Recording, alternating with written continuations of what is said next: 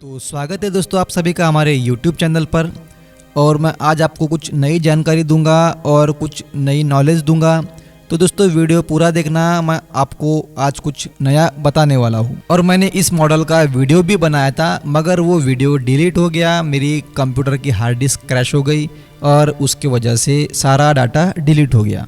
तो मेरे पास सैमसंग का M01S मॉडल आया था, उसमें हैंग लोगो का प्रॉब्लम था। वो मॉडल गोंदिया से आया था। गोंदिया में कई टेक्नीशियन में उनके ऊपर काम किया था। और वो जो हमारा होलसेलर बंदा है जो हमें फोल्डर वगैरह सप्लाई करते हैं, हमको फोल्डर वगैरह देते हैं, मोबाइल के पार्ट देते हैं, उन्होंने मुझे वो मोबाइल रिपेयर करने दिया था। और जब मैं मोबाइल को खोल के देखा, मोबाइल में हैंग लोगो प्रॉब्लम था। जो फर्स्ट लोगो आता है बस उसी के ऊपर रुका हुआ था, मोबाइल आगे नहीं बढ़ रहा था। तो उसके ऊपर दूसरे टेक्नीशियन लोगों ने काम किया था, मगर वो सक्सेस नहीं हो पा रहा था।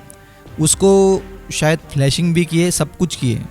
मेरे पास जब मोबाइल आया तो मैंने भी मोबाइल को फ्लैश कर देखा। मैं कभी भी मोबाइल के बोर्ड को छेड़ने से पहले सॉफ्टवेयर करके देख लेता हूँ हैंग लोगों के प्रॉब्लम में, क्योंकि छोटी छोटी चीज़ें पहले कर देखो, बाद में बड़ी चीज़ें करेंगे। उसके बाद मैंने दोस्तों उसको खोल कर देखा तो उसका जो CPU होता है, CPU रिवॉल्व किया था और MMC भी रिवॉल्व किया था।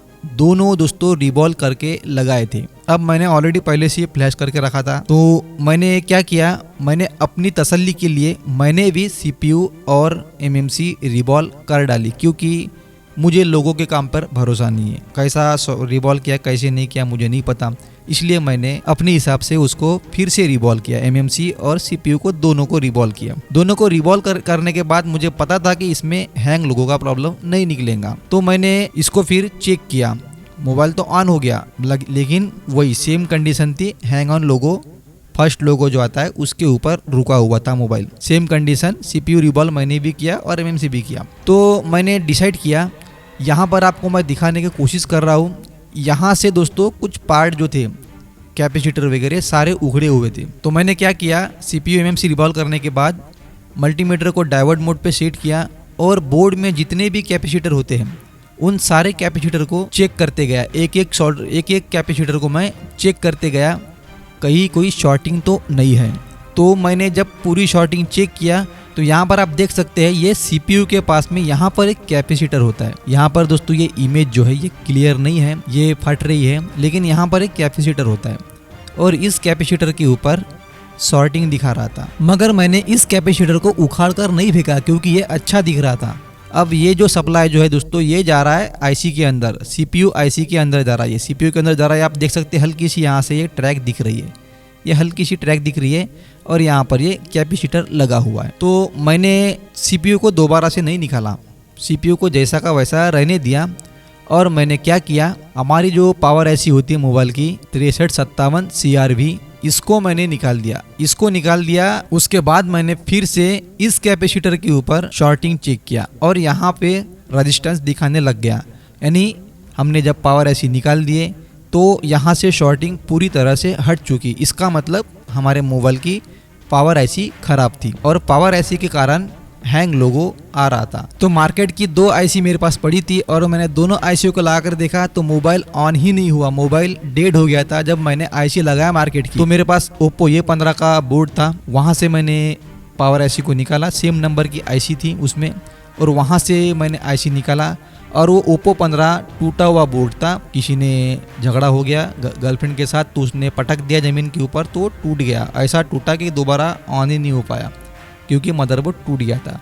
तो वो मोबाइल मेरे पास पड़ा हुआ था, मैंने वहाँ से IC को निकाला और रिवॉल्व करके सैमसंग में लगा दिया। और मोबाइल को जैसे ही सैमसंग में लगा दिया मैंने, उसके बाद फिर से मैंने इसी कैपेसिटर के ऊपर शॉर्टिंग चेक किया, मगर दोबारा से इसमें शॉर्टिंग नहीं दिखाया, सेम रेजिस्टेंस दिखा रहा था। इसका मतलब शॉर्टिंग निकल गई, हमारी पावर IC में दिक्कत थी। अब कई बार मार्केट की जो पावर IC होती है वो कभी कभी डैमेज आ जाती है या प्रॉपर काम नहीं कर पाती। तो कभी भी दोस्तों इस तरह के अगर प्रॉब्लम अगर आते हैं जिसमें हैंग लोगो हो, कोई भी मॉडल हो, किसी भी कंपनी का हो, अगर उसमें हैंग लोगो है तो सबसे पहला हमारा काम होता है फ्लैशिंग करना। सबसे पहले फ्लैशिंग कर देखना चाहिए। अगर फ्लैशिंग करने से वो प्रॉब्लम निकल जाता है तो अच्छी बात है, अगर नहीं निकलता तो बोर्ड में MMC को छेड़ने से पहले और CPU को छेड़ने से पहले बोर्ड की अच्छी तरह से छानबीन कर ले, कहीं कोई शॉर्टिंग तो नहीं है। ऐसा नहीं कि हमें CPU और MMC रिवॉल्व करना आता है, डबल डेकर ट्रिपल डेकर सब हमें डेकर रिवॉल्व करना आता है तो हम डायरेक्ट रिवॉल्व ही करना चाहिए। ऐसा नहीं होता। हमें सबसे पहले बोर्ड के ऊपर पूरी तरह से छानबीन करनी चाहिए। काम करना अलग है, हमें काम करना आता है ये ज़रूरी नहीं है। हमें ज्ञान भी होना चाहिए, हमें नॉलेज भी होनी चाहिए। कौन सी चीज़ में क्या प्रॉब्लम हो सकता है ये सब चीज़ों का नॉलेज भी होना चाहिए। CPU और MMC रिवॉल्व करना अगर आता है तो हम कोई परफेक्ट टेक्नीशियन बन गए, ऐसा नहीं है। इसलिए नॉलेज रखो, थ्योरी का नॉलेज रखो, प्रैक्टिकल का नॉलेज रखो, दोनों चीज़ें होनी चाहिए। सॉफ्टवेयर प्लस हार्डवेयर दोनों चीज़ें आनी चाहिए, तभी हम एक परफेक्ट टेक्नीशियन बन पाते हैं। तो कुछ लोग ऐसे सोचते हैं कि हमें डबल डेकर आता है, ट्रिपल डेकर आता है, MMC रिवॉल्व कर लेते हैं, सब कुछ कर लेते हैं, हमें IC लगाना आता है। तो ऐसा बोलने वाले टेक्नीशियन को मैं बोलता हूँ कि भाई थोड़ा सा नॉलेज भी रखा करो। काम तो कोई भी कर लेता है, काम मिस्त्री भी कर लेता है, मगर हमें मिस्त्री के साथ साथ इंजीनियर भी बनना है। तो दोस्तों ये छोटी सी जानकारी थी। अगर आपके पास इस तरह के कोई मॉडल जैसे आते हैं जिसमें हैंग लोगो होता है तो एक एक कैपेसिटर को हमें चेक कर कर देखना चाहिए कहीं कोई शॉर्टिंग तो नहीं है। अगर मान लो कहीं CPU के लाइन में अगर कोई शॉर्टिंग अगर है तो डायरेक्ट हमें CPU उखाड़ के नहीं देखना है, हमें पहले पावर IC को उखाड़ कर देखना है, पावर IC निकाल कर देखना है, क्योंकि पावर IC छोटी होती है और उसको लगाने में, वापस से लगाने में ज़्यादा मेहनत नहीं लगेंगी, मगर CPU लगाने में ज़्यादा मेहनत लगेंगी।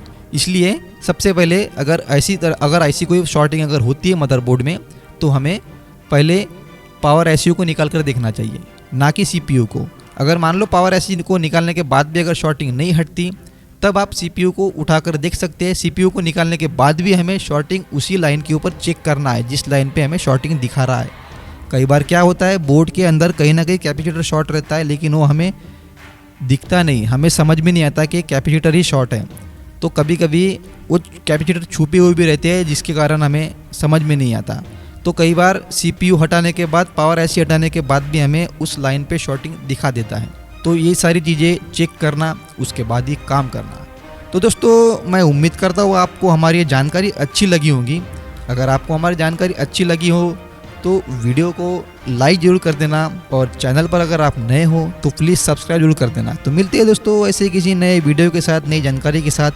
तब तक के जय हिंद, जय भारत।